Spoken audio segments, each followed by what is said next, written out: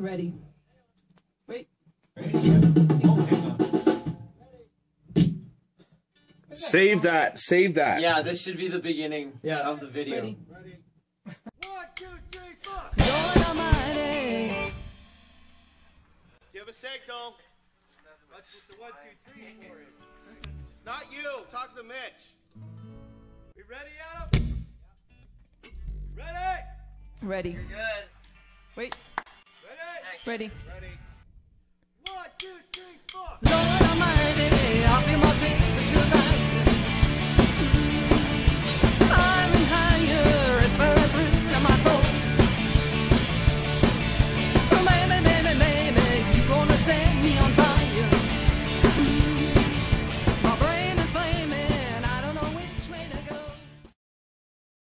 My name is Mitch Rycroft. I play lead guitar in the band Smokin' Ace, and I'm also the lead complainer. When I started playing, I was 15. At the time I started learning my instrument, I was really into Metallica, and I started playing because me and a bunch of friends decided cool to start bands. The idea of a band put me into the position where I had to actually do it. Since I picked up the guitar, I've actually decided to force myself to learn how to play the drums. There was times where I had to play bass. Another thing I remember is my Auntie Louise going to Ireland with my grandma. I asked her to bring me back a fiddle, and she thought that was the strangest request ever, but it was a little expensive, so she brought me back an Irish tin whistle. And then I learned to play the Irish tin whistle. Keep in mind, I haven't played the Irish tin whistle in a lot of years, so I don't know if I can play it, but I used to know that one. Well, my first stage experience, I suppose, the first gig that we ever did, we called it Night Watch. Now, you couldn't get a cheesier name than that. Since then, I hooked up with Jason Cheeseman and met Frank Proj, who unfortunately passed away. We started Anywhere But Here. One of the most memorable experiences on stage was playing with Anywhere But Here. We were playing at Frank's place. Frank actually built a stage so we could play. I can go on about this gig, you know, be it the Trip, after talking about the song Trip, the pink shirt that I was wearing. Then I moved to Smithers and I started playing with Wolfchild. I didn't really have too much more experience with playing live gigs until I joined the Rockin' Rednecks. I played a lot of shows. I don't have a number. When I started playing guitar, Metallica, Megadeth was my biggest musical influence. Eventually I moved on to Ozzy. There was a point in time when I got really into country music. So at that time, my biggest influence was probably Nick Black and Garth Brooks. As of right now, you could compare a lot of my guitar playing to old cult music. Bands such as the Dave Matthews Band and U2. My biggest supporter while I was learning how to play guitar, though I'd like to say my parents, there was actually two. There was my brother Jeff, my older brother Jeff, Mr. John McCalder, who actually taught me how to play guitar. And of course there was another guy, I like to call him Big John. He was right there if I ever needed anything or needed an encouraging word, he would be there. Every show is different. Every show I have different emotions going through my mind, but the main ones are fear and excitement. Fear of playing like crap, the excitement of thinking you might play really damn good. Those would go through my mind when I step on stage. I can't tell the difference between the two of them anymore.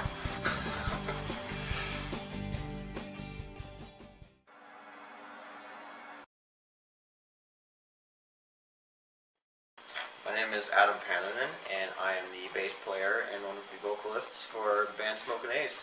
I can't remember exactly how it was that I became interested in playing the bass guitar. I was 14 years old. I had already been playing drums and guitar at that point. I started picking it up pretty quickly because I already knew guitar, and then ever since then I've become mostly associated with playing the bass guitar. I can be a whole band if I wanted to. I can be drums, bass, guitar, sing. So it's the Music Interactive Digital Design Program. It's been a wild ride. I have had a lot of cool opportunities. The amount of people I've met, the amount of opportunities I've had. Going to school here brought me to this band, that's for sure. My musical career started at the age of 11 with playing the drums. It's been 8 or 9 years now.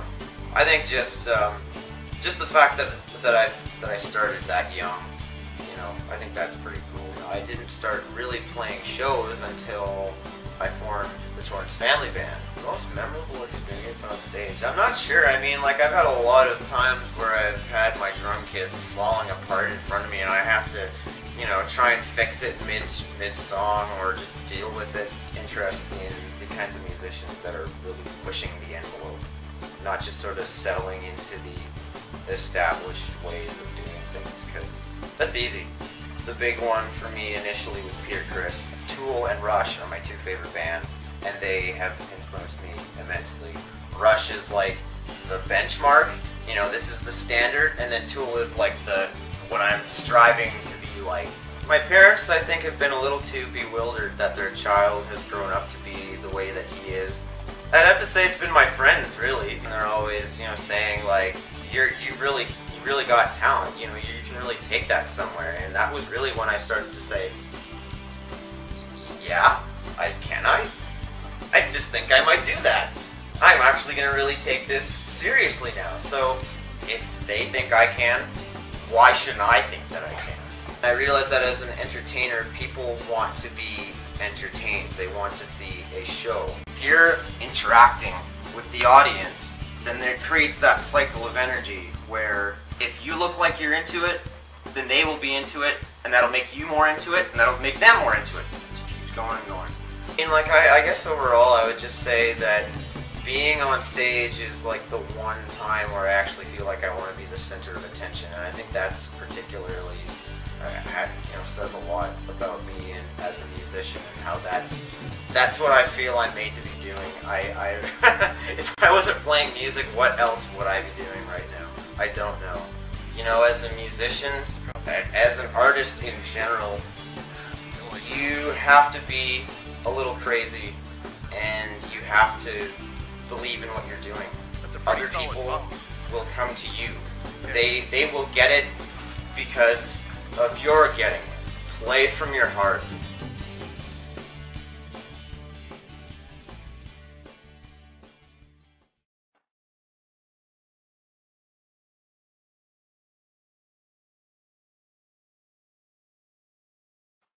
My name is Teresa Jane, and I play a variety of percussion instruments for the band Smoke and Ace. I play tambourine, cabasa, harmonica, some guitar, a whole variety of different instruments. I also am part of the business end as well, helping to create the press kits, making phone calls, getting us gigs, photography.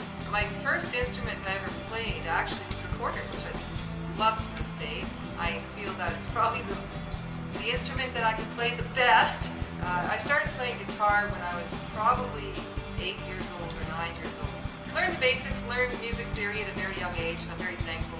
And I have actually a lot of instruments. I have a large collection of instruments at home, especially rare instruments from around the world. I was very musical with my daughter as she was growing up, so you know, we always had some sort of instrument around. And I was very involved with concerts and bands, even at a young age. Our first band was a garbage can band with pots and stuff, and we thought we were really cool, you know, we call it lip syncing to bands. We plan on inviting all the neighborhood kids around, getting them to come and watch our fake band. I've always been involved with theater and film. I was one of the top 3 people in Peace River Molson Idol. I've also been involved with musical theater as well. I was in Jesus Christ Superstar.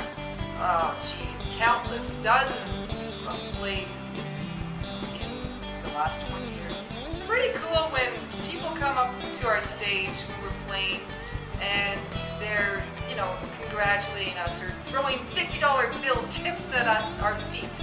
That's probably the best part, when you know that people are enjoying watching us play. It's really hard to say who is my biggest influence. When I was in high school, I had a Sony Walkman. Every single day I enjoy The Wall. And every single day I had to buy new batteries because I listened to it so much. So at some point in my life, that was a big influence. I really used to love hippie music, monkeys, you know, those kind of people, Mamas and the Papas, you know, and Led Zeppelin and all that. But I really love any kind of music. I'm eclectic. Who were your biggest supporters? Well, I guess that would have to be Jim. Because without him, more than likely I wouldn't be doing this right now.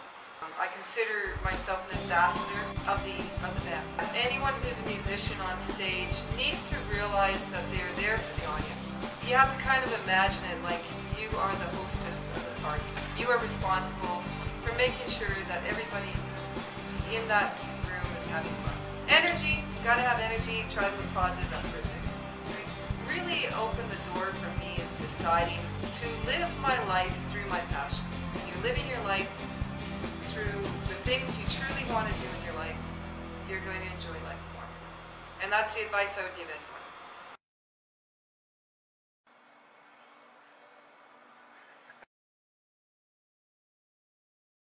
My name is James Wilson. I am the drummer, band leader, booking agent, and all-around nice guy of the band. When I started playing drums, well, they tell me I was 6. They say I was playing shows, but I don't remember because I was so young. I was about maybe 10. I started playing shows with my father, hanging around with him at professional gigs, and I would sit in when Dad wanted to go to the bar. Well, I'm primarily self-taught. I mean, of course, I took some of my skills from my father, who was primarily a jazz drummer. I spent 6 months in Scotland when I was at the age of 20, 21. I was invited to go over there and study with a grade 1 master drummer. It was quite an honor. A lot of my drum patterns and a lot of my techniques have been taken from Scottish bagpipe drumming. I used to play sax back in the day when I was in high school. I started playing professionally with a band called Excalibur and was on the road for years with them. Took some time off and got married and then started drumming again just by chance with a friend of mine named Nelson for about 2-3 years. And I also played with Cornell Pipes and Drums when I was second lead. Played with them 4 or 5 years, picking up the name for myself in that part of the country as a hired gun drummer. Played with bands like Colorblind, Shotgun Riders. Came to Grand Prairie and I haven't looked back since.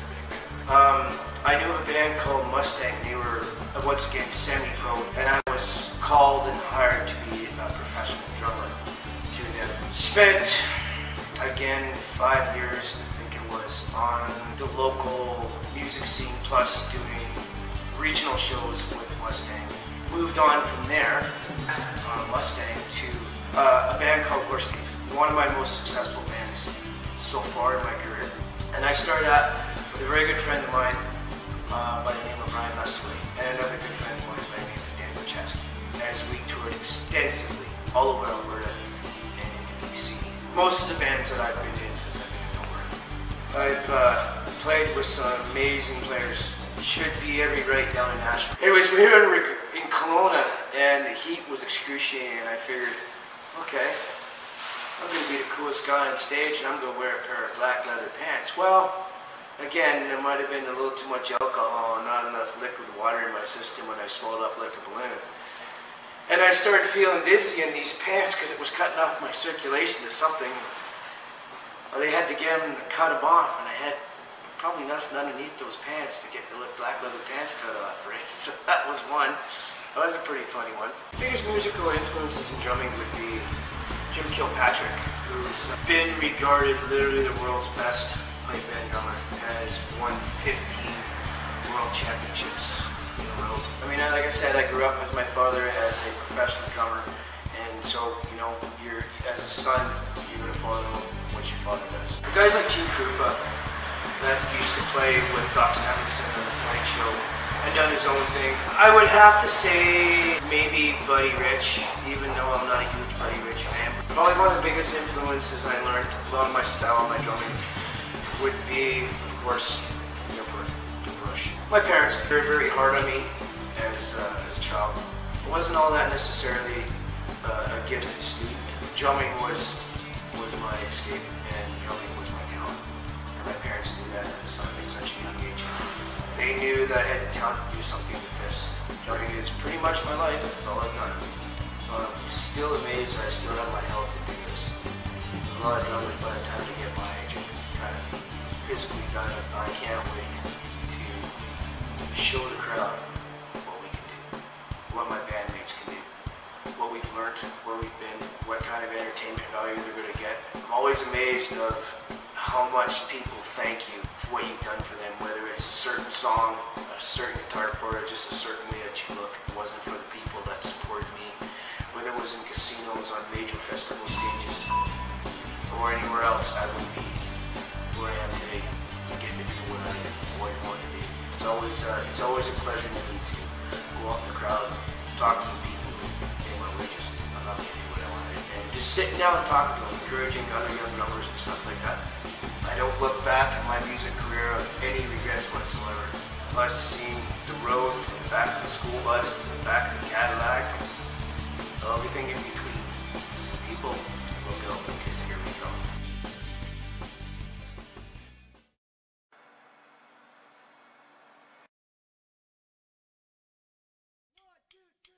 I've just kind of sang all my life. I've always been singing. I don't remember a time when I wasn't singing. When I started learning guitar, I believe it was about 14 years old.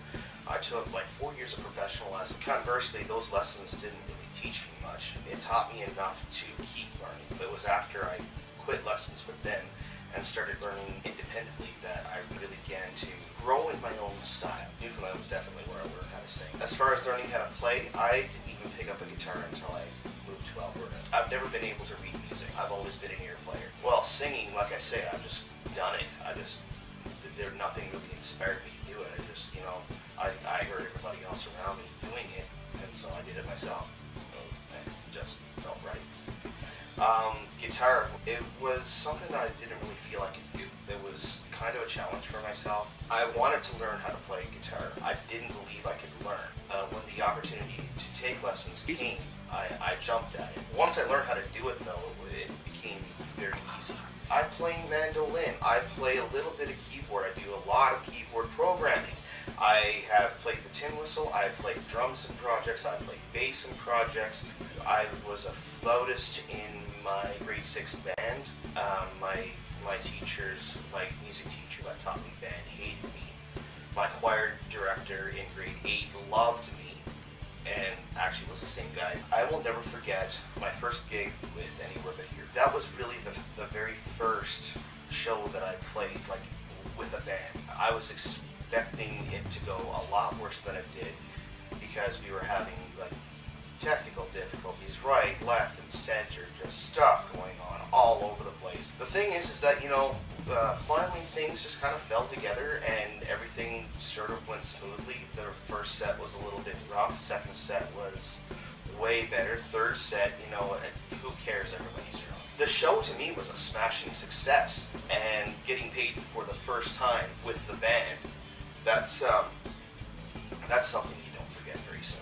Like, I freak out the most the last few days before the show. When I get on stage, I put all of that behind me. There's nothing I can do anymore to make anything better.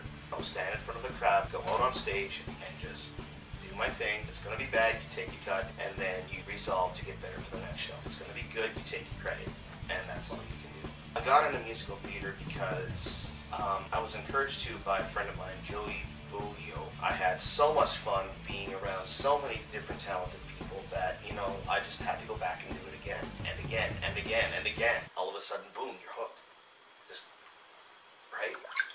There's a lot of great artists out there. It's hard to credit any particular one with who is more influential to my style. I have to, right off the bat, say Rob Thomas, Oasis, Stephen Page from Bare Naked Ladies. There's dozens more, but I can't think of them off the top of my head just now. My biggest supporter has always been my mom. No matter what it is that I'm doing, she's just been there for me through thick and thin, through all kinds of, ups and downs in my life, ups and downs in her own life. She has been my #1 supporter, my #1 fan. Thanks, Mom. I love you. You're the best. I would say that music is probably the biggest part of my life. I'm a musician before I'm anything else. I'm a musician before I'm a Canadian. If it became illegal for me to do music in this country, I would move to a country where I could.